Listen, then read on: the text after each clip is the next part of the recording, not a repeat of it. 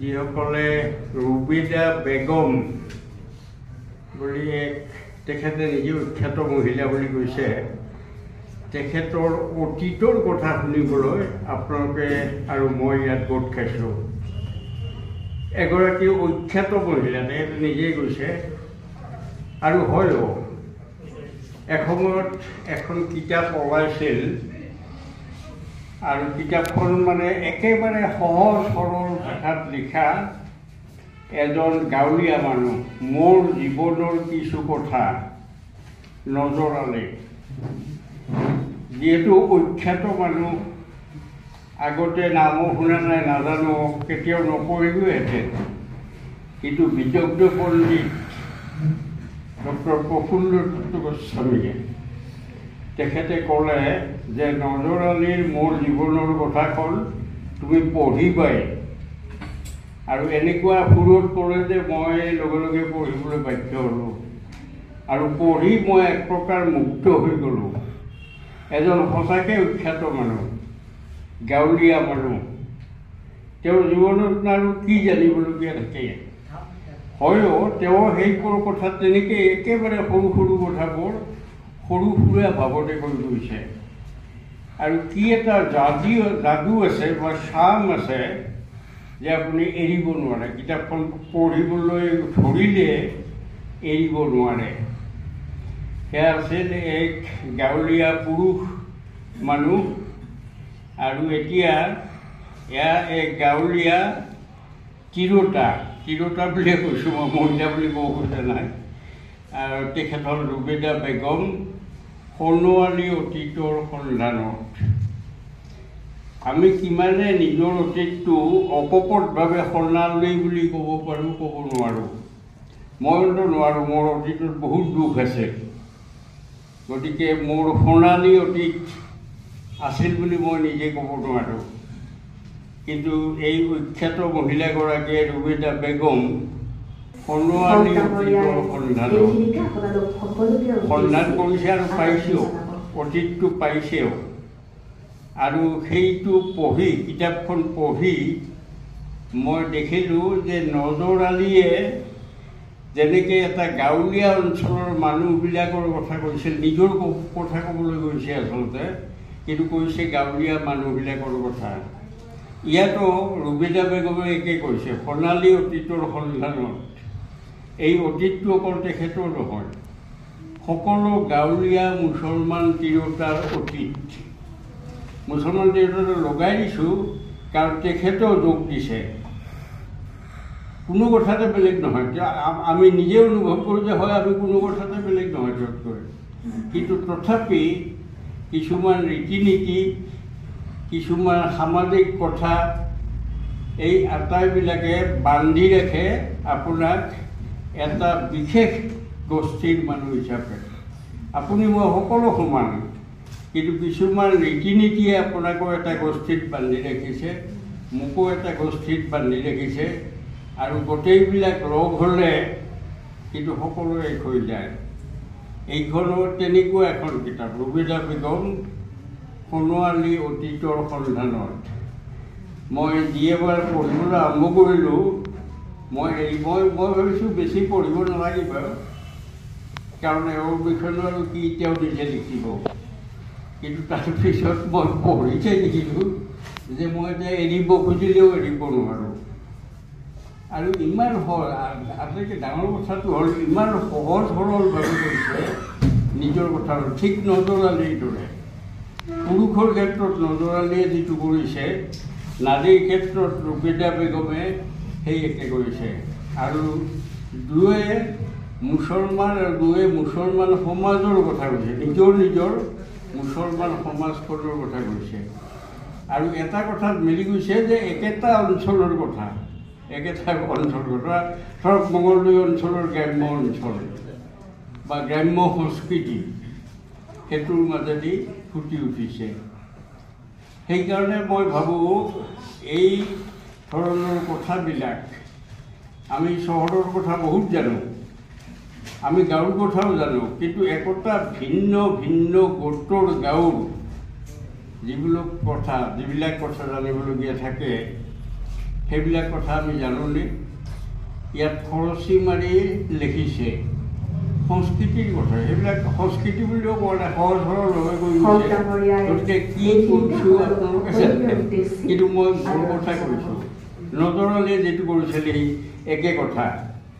আৰু তাৰপিছত প্ৰফুল্ল দত্ত গোস্বামী নজৰালীৰ কিতাপখন মোক পঢ়ুৱাই এৰিহে যে তুমি পঢ়িবাই। আৰু এতিয়া প্ৰফুল্ল দত্ত গোস্বামী নাই, কিন্তু এই ৰুবেদা বেগমৰ সোণালী অতীতৰ সন্ধানত সি পুৰুষৰ এটা কাউণ্টাৰ পাৰ্ট নাৰী, সমাজখন পুৰুষ আৰু নাৰীৰে তেওঁ যদি আছে একেটা অঞ্চলত, মঙলদৈৰ একেটা অঞ্চলত, তেন্তে আমি নাৰী সকলো আছোঁ। আৰু তেনেকুৱা বহুত কথাই নাৰী হিচাপে তেওঁ কৈছে।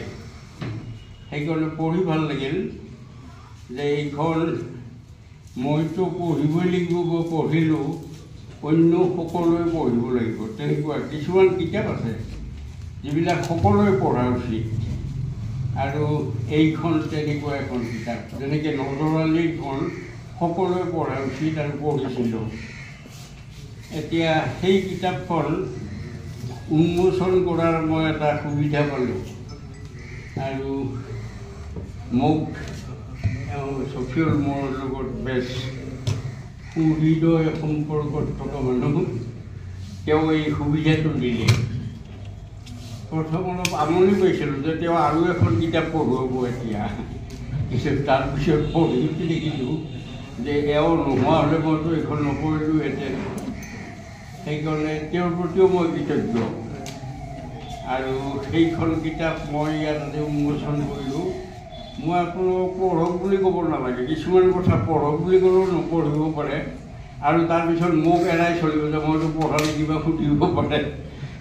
কিন্তু মই এটা কথা জানো যে এইখন যদি পঢ়িবলৈ আৰম্ভ কৰে আপুনি কিন্তু এৰিব নোৱাৰিব, ঠিক নজৰালীৰ কিতাপখনৰ দৰে এৰিব নোৱাৰিব। আৰু এটা অঞ্চল, সেই একেটা মঙলদৈ এৰিয়াৰ একেটা অঞ্চল ইমান সুন্দৰকৈ ফুটাই তুলিছে মানুহৰ সৰলতাৰে, মানুহৰ সহজ সহজ ভাৱধাৰাৰে। সেই ইমান সুন্দৰকৈ ফুটাই তুলিছে যে আপুনি সম্পূৰ্ণ নতুন কথা জানিও যেন আপুনি তাৰে মাজৰে এজন তেনেকুৱা অনুভৱ কৰে। গতিকে সেইখন মই আজি উন্মোচন কৰিলোঁ আপোনালোকৰ আগত, আৰু এইটো মই এটা মোৰ কাৰণে ভাগ্য বুলি ধৰি লৈছোঁ। আপোনালোক আটাইকে ধন্যবাদ দিলোঁ। আৰু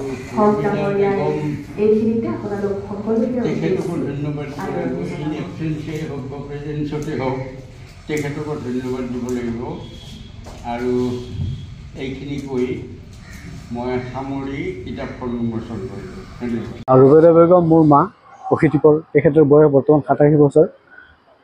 দৰং জিলাৰ চিপাঝাৰৰ খানুৱা গাঁৱত জন্ম হৈছিল, আৰু তেখেতেই মোৰ মা। মুছলিমসভাত তেখেতৰ বিবাহ হৈছিল 1958 চনত।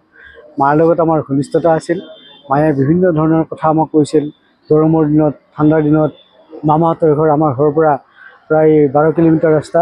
কেতিয়াবা আমি পথাৰবিলৰ মাজেৰে খোজকাঢ়ি গৈছিলোঁ। যাওঁতেও মায়ে কিছুমান আমাক সাধু কথা কৈছিল, মামাহঁতৰ গাঁৱৰ কথা কৈছিল। এই কাহিনীবোৰ পৰৱৰ্তী সময়ত মই প্ৰসংগক্ৰমে আমাৰ অসম, দৈনিক অসম আদি বিভিন্ন কাকতত লিখা প্ৰবন্ধত মাৰ সৰু সৰু কাহিনীবোৰ মই উল্লেখ কৰিছিলোঁ। পাঠকে বিপুলভাৱে আদৰি লৈছিল। তাৰপিছতে মাৰ কথাবোৰ মই অনুলেখনৰ জৰিয়তে প্ৰকাশ কৰাৰ কথা ভাবোঁ। আৰু সেইমতে কেইবাখনো পেপাৰত, বিশেষকৈ মঙলদৈৰ পৰা প্ৰকাশিত বাৰ্তালোচনী দৈৰংগত খণ্ড খণ্ডকৈ ওলায়।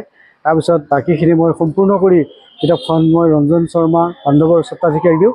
তেখেতে এইখন কিতাপ বৰ আদৰে প্ৰকাশ কৰি লয়। ডক্টৰ হীৰেণ গোহাঁই ছাৰক দিছোঁ, ছাৰে এইখন খুব চলাই দিছে। তেখেতে কমেণ্ট দিছে। গোবিন্দ প্ৰসাদ শৰ্মা ছাৰে পাতল লিখিছে, আৰু ৰূপা পটুঙীয়া বাইদেৱে খুব ভালকৈ এইখনক প্ৰশংসা কৰি দিছে। আৰু মই এতিয়া গম পোৱা মতে এই কিতাপখন ইংৰাজীলৈ হয়তো অনুবাদ হ'ব। তেজপুৰ বিশ্ববিদ্যালয়ৰ অধ্যাপক, গৱেষক, যুৱ সাহিত্য উদ্যোগী, যুৱ প্ৰত্যাৱৰ্তক সঞ্জীৱল ডেকাদেৱীৰ কোৱা মতে তেওঁ কিতাপখন পাণ্ডুলিপিটো চাইছিল। তেখেতেও সেইখনক লৈ তেখেত বৰ আশাবাদী। এইখন গ্ৰাম্যাঞ্চলৰ এটা ইতিহাস, এটা হেৰাই যোৱা ইতিহাস ধৰি ৰখাৰ এটা খুব সুন্দৰ প্ৰয়াস। আৰু এই কিতাপখন পাঠক সমাজ আদৰি ল'ব, আৰু কিতাপখন নিশ্চয় এইখন পঢ়ুৱৈ সমাজে উপকৃত হ'ব। এইখনেই আছিল কিতাপখন ৰচনাৰ বা অনুলেখনৰ অন্তৰালত থকা মোৰ কথা। মানে এগৰাকী মহিলাৰ আত্মজীৱনীৰ সৈতে জড়িত হৈ পেলাই আপুনি এটা অঞ্চলৰ ইতিহাসটো মই ধৰিবলৈ চেষ্টা কৰিছোঁ। গ্ৰাম্যাঞ্চলৰ এটা জনগোষ্ঠীৰ, বিশেষকৈ খিলঞ্জীয়া অসমীয়া মুছলমান সমাজৰ বিভিন্ন ৰীতি নীতি, কৃষ্টি, কালচাৰ, আৰু সেই সময়ৰ ৰাইজ আজিৰ পৰা প্ৰায় 4, 5, 6, 7 দশক আগৰ সেই সমাজখন মই ধৰি ৰাখিবলৈ ইয়াতে চেষ্টা কৰিছোঁ।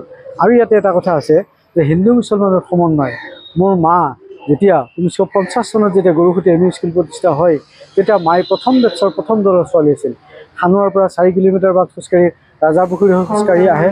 তেতিয়াই মাৰ কিছুমান তাৰে ৰাজাপুখুৰী হিন্দু ল'ৰা ছোৱালীৰ লগত লগ হৈছিল। সেইদৰে প্ৰমীলা দেৱীৰ লগত মাৰ বন্ধুত্ব হৈছিল। দুয়োয়ে সখী বান্ধিছিল, সখী ভাত খাবলৈ ইঘৰে সিঘৰলৈ গৈছিল। আৰু আমাৰো মনত আছে, আজিৰ পৰা প্ৰায় 20 বছৰ আগতে আমৈ ঢুকোৱাৰ আগতে তাৱৈ আৰু আমৈ আমাৰ ঘৰলৈ মখা গাখীৰ, আমি যাক এতিয়া মানে দৈ গাখীৰ বুলি কওঁ, সেই মখা গাখীৰৰ ভিতৰলৈ তেওঁ গৰুসুটিৰ পৰা মুছলিমসকললৈকে কান্ধত ভাৰ কৰি লৈ যোৱা আমাৰ মনত আছে। আৰু সেই সখীৰ যিগৰাকী বাইদেউয়েক মাহী জেঠী, চিপাঝাৰত তেখেত ঢুকাইছে, তেখেতৰ ল'ৰা ছোৱালী আছে, তেওঁলোকে মাক মাহী বুলি সম্বোধন কৰে। গতিকে তেওঁলোকৰ লগতো আমাৰ সুসম্পৰ্ক আছে। গতিকে এই যিটো সমন্বয় আমাৰ হিন্দু মুছলমানৰ যিটো অতীতৰ সম্প্ৰীতিৰ সমন্বয়, সেই কথাখিনিও মই ইয়াতে মাৰ জৰিয়তে আনিবলৈ চেষ্টা কৰিছোঁ। আৰু সেই সময়ৰ দুখন গাঁও হিন্দু সোপা মুছলমান সোপাৰ মানুহে একেলগে খেতি কৰিছিল, চাপৰিলৈ গৈছিল। সেইখিনি সময়ৰ যিটো সমন্বয়, সংস্কৃতি, কৃষ্টি, কালচাৰ, কৃষি, এই সকলোখিনি মই মাৰ মুখেৰে আনিবলৈ মই ইয়াতে চেষ্টা কৰিছোঁ। ধন্যবাদ।